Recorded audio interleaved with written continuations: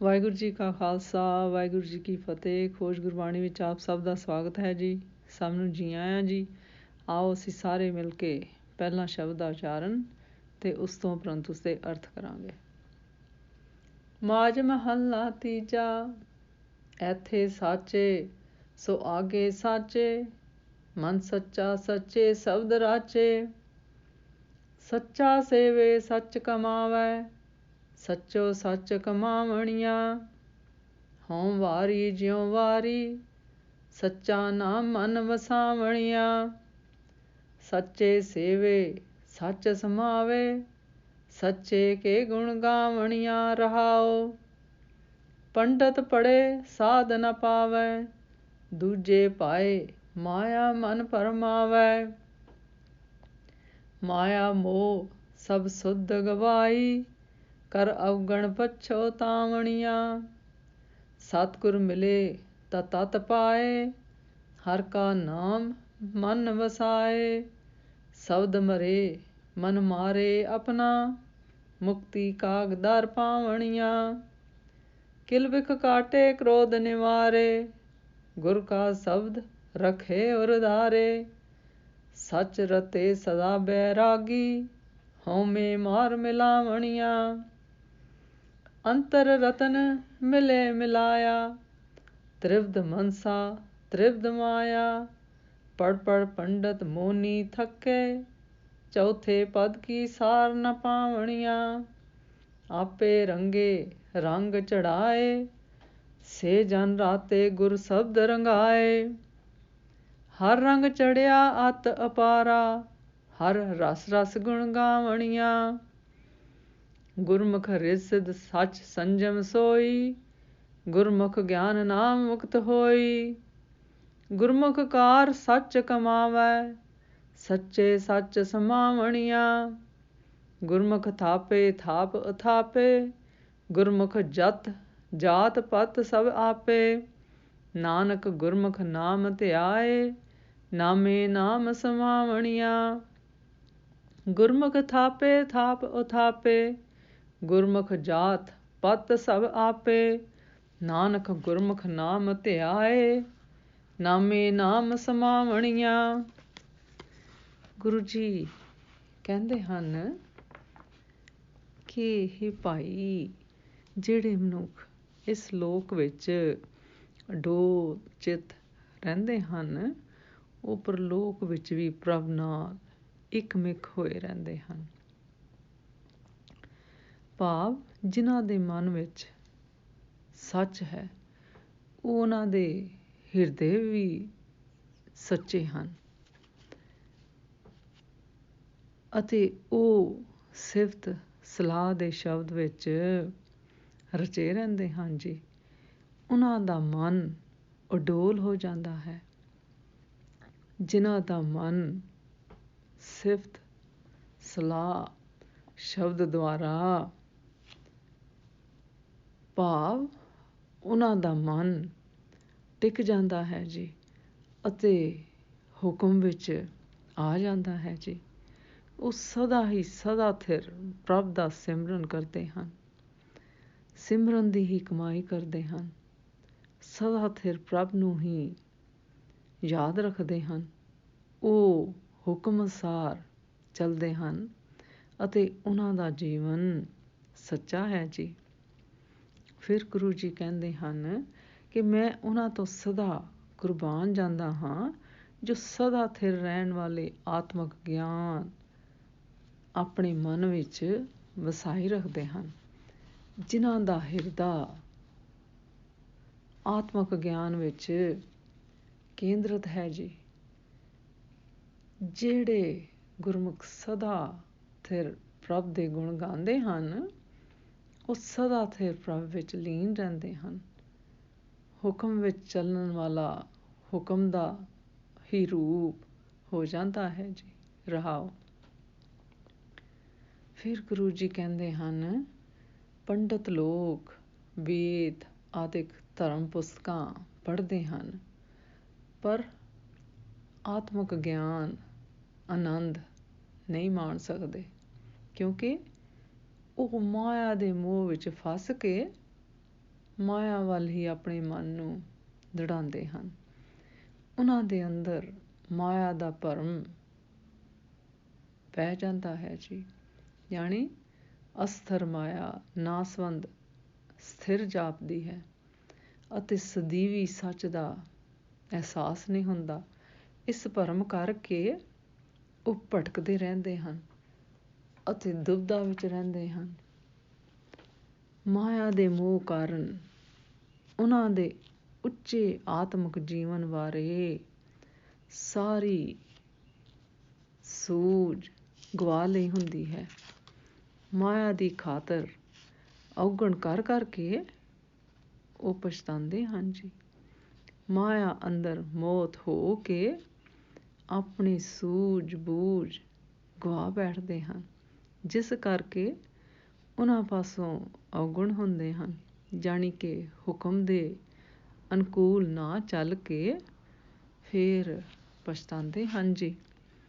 ਫਿਰ ਗੁਰੂ ਜੀ ਕਹਿੰਦੇ ਹਨ ਕਿ ਜਦੋਂ ਗੁਰਮੁਖ ਨੂੰ ਗੁਰੂ ਮਿਲ ਪਏ ਤਾਂ ਅਸਲੀਅਤ ਸਮਝ ਲੈਂਦਾ ਹੈ। ਉਹ ਆਤਮਿਕ ਗਿਆਨ ਮਨ ਵਿੱਚ ਵਸਾ ਲੈਂਦਾ ਹੈ। ਉਹ ਗੁਰੂ ਦੇ ਸ਼ਬਦ ਵਿੱਚ ਜੁੜ ਕੇ ਮਾਇਆ ਦੇ ਮੋਹ ਵੱਲੋਂ ਅਡੋਲ ਹੋ ਜਾਂਦਾ ਹੈ ਅਤੇ ਆਪਣੇ ਮਨ ਨੂੰ ਕਾਬੂ ਕਰ ਲੈਂਦਾ ਹੈ ਅਤੇ ਮੋਹ ਤੋਂ ਖਲਾਸੀ ਪਾਉਣ ਦਾ ਦਰਵਾਜ਼ਾ ਰਸਤਾ ਲੱਭ ਲੈਂਦਾ ਹੈ ਜੀ।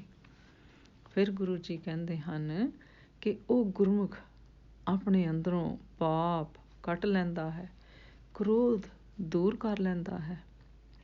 ਜਿਹੜਾ ਗੁਰੂ ਦਾ ਸ਼ਬਦ ਆਪਣੇ ਹਿਰਦੇ ਵਿੱਚ ਟਿਕਾ ਰੱਖਦਾ ਹੈ, ਜਿਹੜੇ ਗੁਰਮੁਖ ਸਦਾ ਥਿਰ ਆਤਮਿਕ ਗਿਆਨ ਵਿੱਚ ਰੰਗੇ ਰਹਿੰਦੇ ਹਨ, ਉਹ ਮਾਇਆ ਦੇ ਮੋਹ ਤੋਂ ਸਦਾ ਉਪਰਾਮ ਰਹਿੰਦੇ ਹਨ। ਉਹ ਆਪਣੇ ਅੰਦਰੋਂ ਹਉਮੈ ਮਾਰ ਕੇ ਆਪਣੇ ਮੂਲ ਨਾਲ ਮਿਲੇ ਰਹਿੰਦੇ ਹਨ ਜੀ। ਫਿਰ ਗੁਰੂ ਜੀ ਕਹਿੰਦੇ ਹਨ ਕਿ ਇਹ ਭਾਈ, ਹਰ ਇੱਕ ਜੀਵ ਦੇ ਅੰਦਰ ਪ੍ਰਭ ਦੀ ਜੋਤ ਰਤਨ ਮੌਜੂਦ ਹੈ, ਪਰ ਇਹ ਰਤਨ ਤਦੋਂ ਹੀ ਮਿਲਦਾ ਹੈ ਜੇ ਗੁਰੂ ਮਿਲਾ ਦੇਵੇ। ਮਨੁੱਖ ਆਪਣੇ ਉੱਦਮ ਸਿਆਣਪ ਨਾਲ ਹਾਸਲ ਨਹੀਂ ਕਰ ਸਕਦਾ, ਕਿਉਂਕਿ ਤਿੰਨਾਂ ਗੁਣਾਂ ਵਾਲੀ ਮਾਇਆ ਦੇ ਪ੍ਰਭਾਵ ਹੇਠ ਮਨੁੱਖ ਦੀ ਮਨੋਕਾਮਨਾ ਤਿੰਨਾਂ ਗੁਣਾਂ ਅਨੁਸਾਰ ਵੰਡੀ ਰਹਿੰਦੀ ਹੈ। ਯਾਨੀ ਉਹਨਾਂ ਦੀ ਸੁਰਤ ਖਿੰਡੀ ਰਹਿੰਦੀ ਹੈ ਜੀ। ਪੰਡਤ ਤੇ ਹੋਰ ਸਿਆਣੇ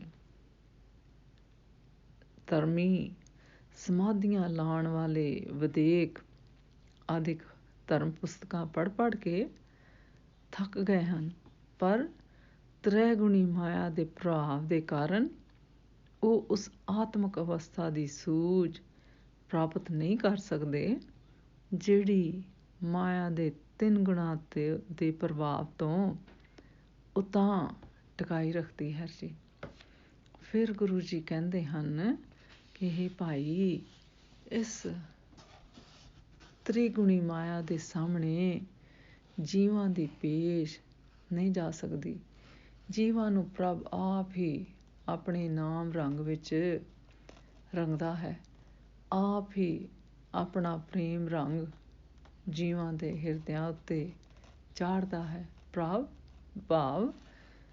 ਪ੍ਰਭ ਦੀ ਉਪਮਾ ਚਾਹੀਦੀ ਹੈ ਜੀ। ਜਿਨ੍ਹਾਂ ਗੁਰਮੁਖਾਂ ਨੂੰ ਪ੍ਰਭ ਗੁਰੂ ਨੇ ਸ਼ਬਦ ਵਿੱਚ ਰੰਗ ਲਿਆ ਹੈ, ਉਹ ਗੁਰਮੁਖ ਉਸ ਦੇ ਪ੍ਰੇਮ ਵਿੱਚ ਮਸਤ ਰਹਿੰਦੇ ਹਨ। ਉਹਨਾਂ ਨੂੰ ਉਸ ਬੇਅੰਤ ਹਰੀ ਦਾ ਪ੍ਰੇਮ ਰੰਗ ਬਹੁਤ ਚੜ੍ਹਿਆ ਰਹਿੰਦਾ ਹੈ। ਉਹ ਹਰੀ ਦੇ ਨਾਮ ਰਸ ਵਿੱਚ ਭਿੱਜ ਕੇ ਆਤਮਿਕ ਆਨੰਦ ਨਾਲ ਪਰਮਾਤਮਾ ਦੇ ਗੁਣ ਗਾਉਂਦੇ ਰਹਿੰਦੇ ਹਨ ਜੀ। ਫਿਰ ਗੁਰੂ ਜੀ ਕਹਿੰਦੇ ਹਨ ਕਿ ਜਿਹੜੇ ਗੁਰਮੁਖ ਗੁਰੂ ਦੇ ਸਨਮੁਖ ਰਹਿੰਦੇ ਹਨ, ਉਹਨਾਂ ਵਾਸਤੇ ਸਦਾ ਥਿਰ ਆਤਮਿਕ ਗਿਆਨ ਹੀ ਰਿੱਧੀਆਂ ਸਿੱਧੀਆਂ ਤੇ ਸੰਜਮ ਹੈ। ਗੁਰੂ ਦੇ ਸਨਮੁਖ ਰਹਿ ਕੇ ਉਹ ਪਰਮਾਤਮਾ ਨਾਲ ਡੂੰਘੀ ਸਾਂਝ ਪਾਉਂਦੇ ਹਨ। ਪਰਮਾਤਮਾ ਦੇ ਨਾਮ ਵਿੱਚ ਲੀਨ ਹੋਣ ਕਰਕੇ ਉਹਨਾਂ ਨੂੰ ਮਾਇਆ ਦੇ ਮੋਹ ਤੋਂ ਖਲਾਸੀ ਮਿਲੀ ਰਹਿੰਦੀ ਹੈ ਜੀ। ਗੁਰੂ ਦੇ ਸਨਮੁਖ ਰਹਿਣ ਵਾਲੇ ਗੁਰਮੁਖ ਸਦਾ ਥਿਰ ਪ੍ਰਭ ਦਾ ਨਾਮ ਸਿਮਰਨ ਦੀ ਕਾਰ ਨਿਤ ਕਰਦੇ ਹਨ ਜੀ। ਇਸ ਤਰ੍ਹਾਂ ਉਹ ਸਦਾ ਥਿਰ ਰਹਿਣ ਵਾਲੇ ਪ੍ਰਭ ਵਿੱਚ ਹੀ ਸਦਾ ਲੀਨ ਰਹਿੰਦੇ ਹਨ ਜੀ। ਫਿਰ ਗੁਰੂ ਜੀ ਕਹਿੰਦੇ ਹਨ, ਗੁਰੂ ਦੇ ਸਨਮੁਖ ਰਹਿਣ ਵਾਲੇ ਗੁਰਮੁਖ ਇਹ ਨਿਸ਼ਚਾ ਰੱਖਦਾ ਹੈ ਕਿ ਪ੍ਰਭ ਆਪ ਹੀ ਸ੍ਰਿਸ਼ਟੀ ਰਚਦਾ ਹੈ, ਰਚ ਕੇ ਆਪ ਹੀ ਇਸ ਦਾ ਨਾਸ ਕਰਦਾ ਹੈ।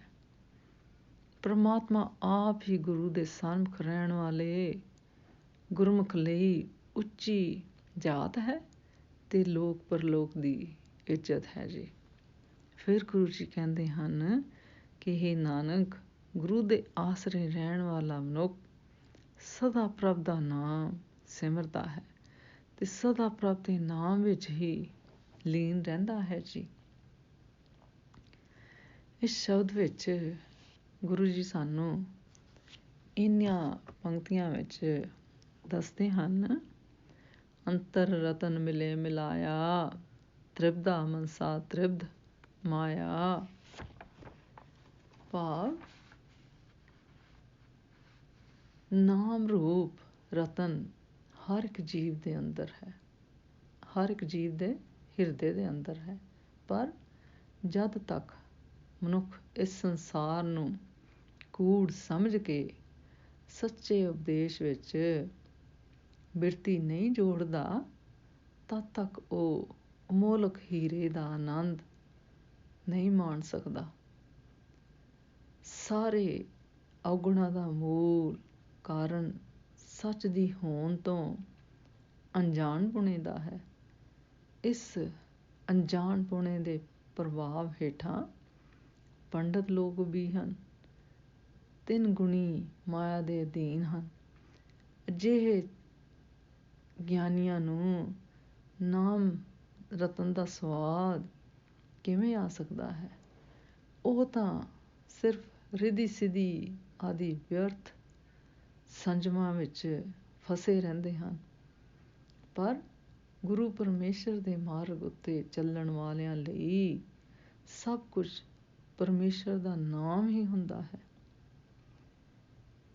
ਇਸ ਅਵਸਥਾ ਵਿੱਚ, ਜਿਸ ਤਰ੍ਹਾਂ ਇਸ ਪੰਕਤੀ ਵਿੱਚ ਕਹਿੰਦੇ ਹਨ, ਸੱਚੇ ਸੱਚ ਸਮਾਵਣੀਆਂ ਦੀ ਪ੍ਰਤੀਕ ਹੈ। ਇਸ ਅਵਸਥਾ ਵਿੱਚ ਅੱਪੜ ਕੇ ਗੁਰਮੁਖ ਅਤੇ ਹਰੀ ਵਿੱਚ ਕੋਈ ਭੇਦ ਨਹੀਂ ਰਹਿ ਜਾਂਦਾ ਜੀ। ਫਿਰ ਗੁਰੂ ਜੀ ਕਹਿੰਦੇ ਹਨ, ਸ਼ਾਸਤਰੀ ਗਿਆਨ ਯਾਨੀ ਸ਼ਾਸਤਰਾਂ ਦੇ ਪੜ੍ਹਨ ਨਾਲ ਆਪੇ ਦੀ ਸਾਰ ਦਾ ਗਿਆਨ ਨਹੀਂ ਹੋ ਸਕਦਾ। ਆਤਮਿਕ ਗਿਆਨ ਦੇਣ ਦੀ ਸਮਰੱਥਾ ਕੇਵਲ ਸਤਿਗੁਰ ਪਾਸ ਹੈ ਜੀ। ਕਿਉਂਕਿ ਧਾਤ ਮਿਲੇ ਸੋ ਧਾਤ ਸਿਓ, ਯਾਨੀ ਧਾਤੂ ਦੀ ਸਮਾਨਤਾ ਚਾਹੀਦੀ ਹੈ। ਮਨੁੱਖੀ ਮਨ ਤ੍ਰੈ ਗੁਣੀ ਮਾਇਆ ਵਿੱਚ ਫਸਿਆ ਹੋਇਆ ਹੈ, ਜਿਸ ਕਰਕੇ ਉਸਦੇ ਅੰਦਰ ਅਗਿਆਨਤਾ ਰੂਪੀ ਹਉਮੈ ਹੈ। ਗੁਰੂ ਦਾ ਸ਼ਬਦ ਆਪ ਹੀ ਹਰ ਰੂਪ ਹੈ ਜੀ। ਅੱਜ ਦਾ ਵਿਚਾਰ ਕਰਦਿਆਂ ਮੇਰੇ ਕੋਲੋਂ ਅਨੇਕਾਂ ਭੁੱਲਾਂ ਹੋਈਆਂ ਹੋਣਗੀਆਂ, ਉਸ ਵਾਸਤੇ ਮੈਂ ਖਿਮਾ ਦੀ ਜਾਚਕ ਹਾਂ ਜੀ। ਵਾਹਿਗੁਰੂ ਜੀ ਕਾ ਖਾਲਸਾ, ਵਾਹਿਗੁਰੂ ਜੀ ਕੀ ਫਤਿਹ।